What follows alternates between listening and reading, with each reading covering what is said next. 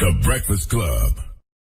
Shout out to Revolt TV. YouTube Once again, if you channel. missed it, we taped our podcast last night. It was a live podcast. Revolt is actually airing it tonight at 10 p.m. So if you want to check that out, tonight at 10 p.m. Eastern time on Revolt TV, you can see us live. We'll see us taping our podcast. Pretty cool. Drop one of the clues bombs for the 3 people who watch Revolt TV who'll be watching that tonight. Hey, Nori said stop saying that. Well, for now.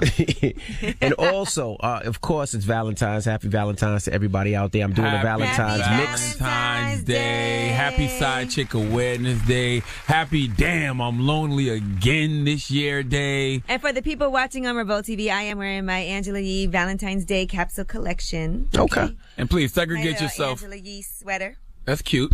Segregate yourself from all the single people today, because all they want to do is try to rain on your parade and say things like, today's just another day. Today's just another day. Yeah, for the single. All right. Today's also the day before payday if you get paid on the 15th. It's an incredible day. Gotta have something to look forward to. And also, I'm doing a Valentine's Day mix, so let me know your favorite Valentine's R&B records or hip-hop records. Are you really taking requests, Envy? Yeah, I'm writing them down as people hit me now. I'm forgetting about somebody just said, Envy, what about, it hit me about Meth and Mary, Ain't No Igga. That was us in the room. No, but people hit me about that as well. Kill that instrumental. It's too early for that, okay? That's that Bobby Womack. If you think you're lonely now, relax. Oh, that's what you about to do today? That's what you going to do today? Waking up. It don't settle in until about noon, okay? About noon? All right, relax. I'm going to set the tone. All okay? right. I remember one year I did a Valentine's Day mixtape, and all I did was I hit different artists on Twitter and asked them what's their favorite song, and then we made a mixtape out of it, and each song had a person by it. Okay. It's cute. All right, well, let's get to the rumors. Let's talk Waka. It's about time. What's going on? Rumor report. This is the Rumor Report with Angela Yee on The Breakfast Club. Well, yesterday we played you some disturbing audio from this DJ Bob Romanek. He's on an AM station in the St. Louis area, which, by the way, he does, own a few different stations, AM frequency. So he can say what he wants until he take his life. We'll see. But here was the original audio that we played of what he had to say about Waka Flocka. He was upset that Waka wiped himself with the Donald Trump T-shirt.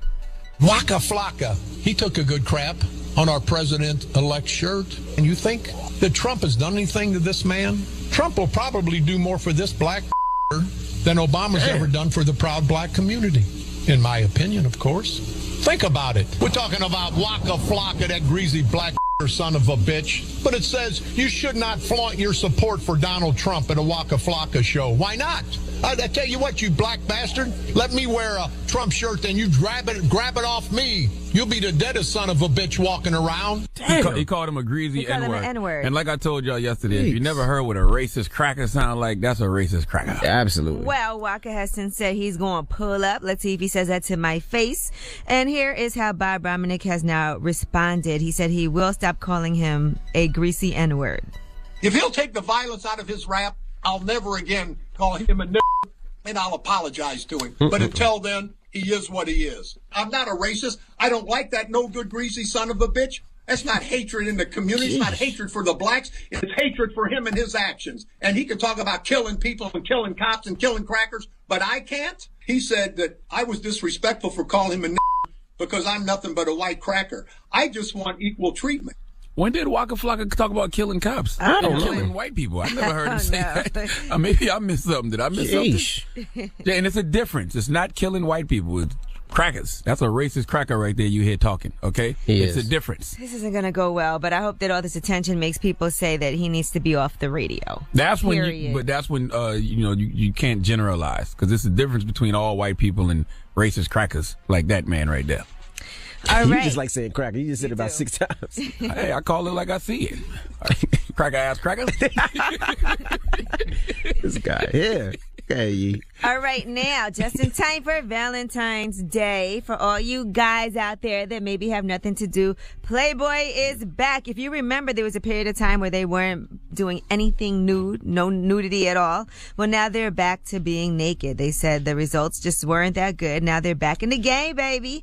The new issue, which is available now, you can download it online and everything, has nudity back in effect. Why do I need Playboy when I got social media? Like, you know how back in the day they would say They have good articles. Exactly. You'd read Playboy for the articles. Like, nowadays you really do read Playboy for the articles. You got social media. You can see something naked anytime you want. Now, Hugh Hefner's 25-year-old son, Cooper, is now in charge. He's the chief creative officer, and he did a letter from the editor. And he said it's the new Playboy philosophy. So he said on Twitter also that the removal of nudity from the magazine was a misstep. He said, I'll be the first to admit that the way in which the magazine portrayed nudity was dated, but removing it entirely was a mistake. Nudity was never the problem because nudity isn't a problem. Today we're taking our identity back and reclaiming who we are. Drop on the clues bombs for Hugh Hefner, man. Hugh Hefner about to hit a century, ain't he? Did he die? No, No, he's man. alive. Stop it. I thought he died. I feel like as long as Hugh Hefner can get an erection, he'll be alive. The day he gets erectile dysfunction is the day he gonna die. All right, there you have it. And Lil Yachty, if you guys saw him on the Grammys, did you see his teeth? His grills? Yeah, his grills. Well, he's talking about exactly how much he paid for it. How much you think those cost? They were white, blue, and yellow diamonds, red rubies, and green emeralds. Each tooth was a different jewel. 25 grand, 30 grand. $35,000 he paid in order to get that. I can't stand to see older people like clowning Lil Yachty. Like we didn't used to wear grills and all kind of other stupid stuff when we was that age. Like let the kid be a kid. I saw you had that commercial with It Takes Two. Yeah, I seen that. I was like, I does didn't he see know it. It was a that Target song? commercial. Yeah, it's a Target commercial. Lil Yachty's in all kind of commercials. Drop on the clues bombs He's for doing Lil good. Yachty. Damn it. Can't be mad at him. I was like, he's doing a song that he probably would have said was whack because he don't know all that old music. Oh, so he actually rapped over Rob Bass? It Takes Yeah, Two? It Takes Two. You didn't see the commercial? No, last commercial I seen I with thought that Rob was Bass. very ironic. I saw Sports Center 6 with Michael Smith and Jamel Hill had the It Takes Two commercial. I didn't see the Lil Yachty. Yeah, they're on Target. Oh, it was Lil Yachty and Carly Rae Jepsen. Yeah. Yes. I saw it on mute. No, I did. The TV was on mute. I did see them running around the Target. I just thought it was funny they would use him for that. Just because, you know, he don't know that old music. All right, well, I'm Angela Yee, and that is your Rumor Report. All right, thank you, Miss Yee. When we come back, we got front page news. What we talking about? We are going to be talking about Jerry Sandusky.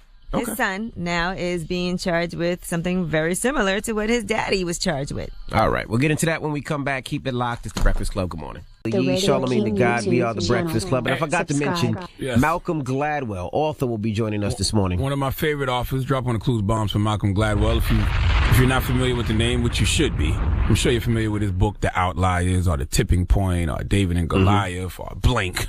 He'll be here. I was getting a haircut yesterday at the barbershop, and my barber, I told him who we interviewed, and he was so excited. He pulled out all his books. He's a Guatemalan barber, right? But he was so excited about Malcolm Gladwell. Malcolm has written a lot of books. He sold billions of books. So a lot of people live by his stuff. So Absolutely. that's my guy. Well, let's get into front page new. No. That's a news or new? You said no. I meant one news story. Just one story? I think we're just doing one story. All right. Let's talk about the KKK. Yes, so apparently they found a Ku Klux Klan leader, Frank Ancona from Missouri. He was shot in the head while he was asleep, and now they are saying that they have to investigate his widow, Melissa Ann Ancona, and her 24-year-old son, Paul Edward Jinkerson Jr. They've been charged with first-degree murder, tampering with physical evidence, and abandonment of a corpse. So they are saying that his wife and stepson are the ones that killed him as he slept. Yeah, they said his wife and stepson wanted to watch Blackish, and he would have a fit. Yeah, right. A fit whenever Blackish would come on in the house. Now, And they just got fed up. Melissa had posted a note on her Facebook page Friday saying that her husband was missing and please, if anyone sees anything, call the police. Then she said she was looking for a new roommate. Listen, man, they want to watch Empire. They want to watch Insecure and Atlanta on Demand. They want to watch Blackish, and here come this guy being the fun police. So they just got fed up. Now, according to police, Melissa did admit during a police interview that her son had shot her husband and that she had helped to clean up the blood and conceal the murder. All because the son won't listen to Big Sean new album. And he don't want that jungle music in the house. My goodness. Jesus Christ, man. Now, I saw this story and I thought of you immediately, Charlamagne. Scary news right here. Stop the music. Sandusky. Jerry Sandusky's son has now been charged with sexually assaulting children. Jeffrey Why S. do you thought Sandusky, about me when you heard that story? Because you always talk about Jerry Sandusky. Oh, yeah, Jerry Sandusky would make a great horror movie one day. One day I'm going to do that. Now, Jerry Sandusky is the former Penn State assistant football coach that was convicted of sexually assaulting young boys. His son, Jeffrey S. Sandusky, 41, now faces 14 criminal counts, including crazy. solicitation, sexual abuse, child pornography, and corruption of minors for alleged crimes between 2013 and 2016. At least one of his victims, and there was two teenage girl victims, was under 16 at the time of the the abuse. Why is that crazy? The fruit don't fall too far from the tree. It's culture. Clearly, it was a culture in that dad house. does it, now it's the same with you. That is kind of crazy. Is that in the blood? Wasn't the story? Well, he's adopted. Oh. Jeffrey Sandusky is one of Jerry's 6 adopted children. And didn't he used to molest some of his adopted children? Wasn't that part of the story? That was part of the story. Absolutely. So the fruit don't fall too far from the tree. He learned that from Daddy. That's crazy. All. He learned that from Daddy, the Son of Sandusky. That's the sequel. I'm telling you. You just scared me. You do the hard movie Sandusky, and then you do the Son of Sandusky, the sequel. I am scared. All right. Well, that's front page news. Tell them why you're mad. 800-585-1051. If you're upset, you need to vent. Call us right now. Phone lines are wide open again. 800-585-1051. Call us now. It's The Breakfast Club. Good morning.